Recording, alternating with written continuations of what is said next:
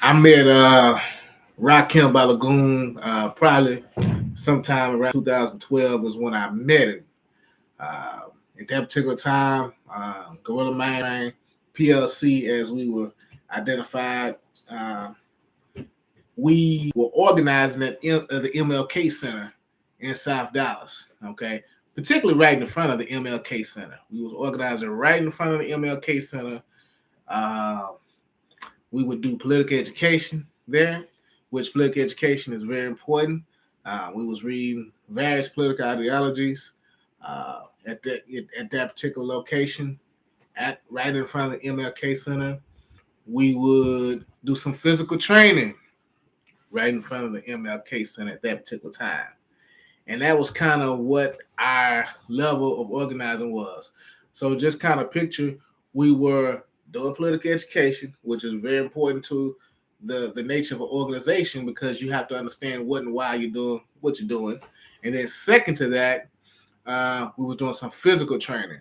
And the physical training we felt was very important because it gave us an opportunity to stay flexible and all the good things that come with being staying active. So that was kind of what our organization, Gorilla Mainframe, was based upon prior to meeting Rakem. A lot of us at that particular time was aspiring to the vegetarian lifestyle. At that time, trying to figure out how could we eat as healthy as possible. That's kind of what our focus was, and also having the ability to have a good sweat and to feel the energy and the sun and that sort of kind of thing is kind of give us that good vitamin D. And so prior to me meeting Rakim, I had a conversation with Eric Yafeuh, who's the chairman. Um, he's telling me about this guy that he knew from back when they was in preschool. And I'm talking about preschool. I'm talking about 2, 3, 4, 5, 6 years old, where Rakim at that particular time, then known as Christopher, was coming. Uh, they was basically in preschool daycare together at the time, and so they had been knowing each other for many, many, many years up until this point. Rakim, of course, went to Kimball High School. Me and Eric, of course, we went to Carter High School. And if you know anything about Carter and Kimball, you understand that there's a rivalry that uh, is had between both high schools, both organizations. And that was kind of the nature of it. And so he was telling me about Rakim. Apparently, Rakim had went and lived in Memphis for some time, for some years, and at that time, Rakim had gotten sort of like politically conscious, become more politically aware, and this was probably somewhere around 2007 for him, where he started to try to understand his relationship to the world. With that being stated, of course, he had spent a couple of years within the Marine Corps and had went to Iraq and things of this nature. So he always had sort of this combat, sort of this, kind of this physical demeanor that obviously uh, would lean towards working out and staying physically prepared. Of course, with his wrestler background as well. So all of this is what I'm hearing about prior to meeting. Now, I myself is standing in front of a formation of about 4 or 5 individuals. I'm teaching Goju tactics to these 4 or 5 individuals who taking their time out to come to the meeting. Prior to that, of course, we did some sort of political education. Then we were doing the physical fitness aspect of the meeting, which is always a two-pronged component within our circles. And so Rakim so happens to pull up with 2 passengers, 2 females he had with him that was riding with him, and this is how I meet him. So he stands to the side. He's very quiet. He just more so observing kind of what's going on, and he sees me doing certain moves, things in nature, demonstrating to the formation, and the formation is taking lock and step of everything that I do and everything that I showed, and they're doing it, and he and Rakim just observing very quietly to the side. Eric Yafeuh is not too far; he's observing as well from the side as well. So we're going through the entire process. Right before the end of the meeting, I asked Rakem, I said, is there anything that he would like to add on or anything of that nature? Because Eric Yafeuh had already told me that this is something that he likes to do. I was pretty much doing it out of necessity, meaning that I felt like we had to have some type of physical fitness aspect to it. So I was doing it to keep us active. Rakem, this is something that he's very passionate about. And so I asked, is this something that you would like to show? Not really ever meeting him, but really kind of taking what Eric Yafeuh had to say about him, very, holding value to that because he knew him personally, and asking him, hey, is there anything you want? So he comes in very casually, and he shows a couple of moves. One of the moves he shows is the sprawl. And so he had everybody, including myself.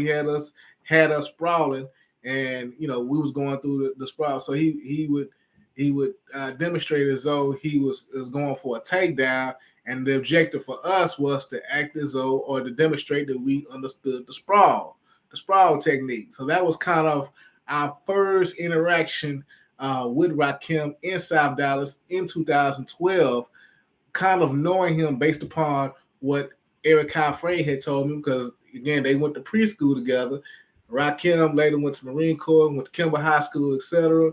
And so it was really a circle of connecting individuals, because if you know anything about Oak Cliff, you know that people that go to Carter High School obviously know the people that go to Kimball High School for the most part, or they may have went to middle school together, or they may have went to elementary school together, that sort of kind of thing. So it's like a real community thing. And so ultimately, in terms of our organizing experience, we gave a very Oak Cliff oriented style of organizing within Guerrilla Mainframe at that particular time.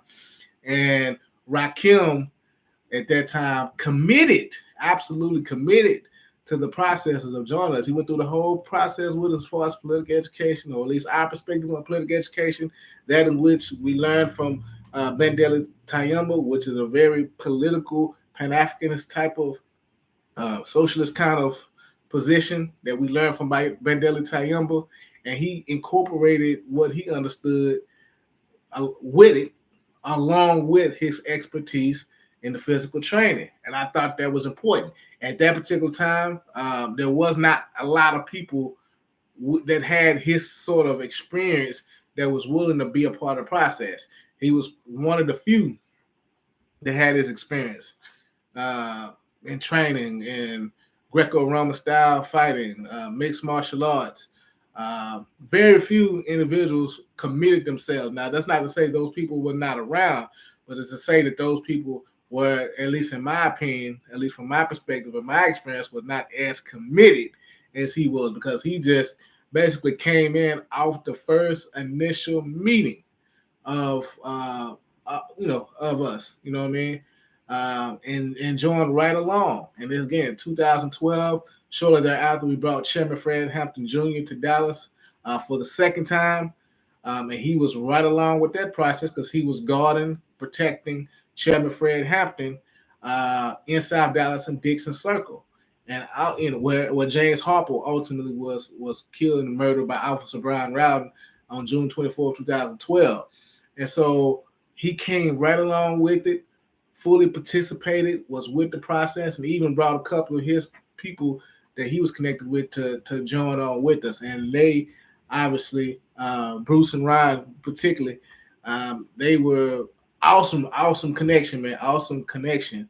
A little later, as we began to develop, obviously we began to train a little bit more seriously. And as we began to train and become more public with our training, become more public with our openness to try to get the community engaged, obviously that brought external factors such as the police, the FBI, or what have you, to get involved. And so this was kind of what happened prior to Rakem becoming a Black Identity Extremist. This is what led to his arrest on December 12, 2017. This was what was going on prior. The very baby steps. It was the political ideologies that was very important. It was the mutual aid service that was very important. And it was our connection and our willingness to work as a unit at that particular time, which is very important. So I tell this story about how I met Rakem, which is basically in South Dallas in front of the MLK Center in 2012. He pulled up and he just observed. I asked him, "Hey, you want to participate?" He joined in to participate, and he had been participating ever since that moment up until this moment now. So I ask you to research, Google Rakem Balogun, learn his story, and come back and support the channel. Like, share, subscribe. Appreciate it.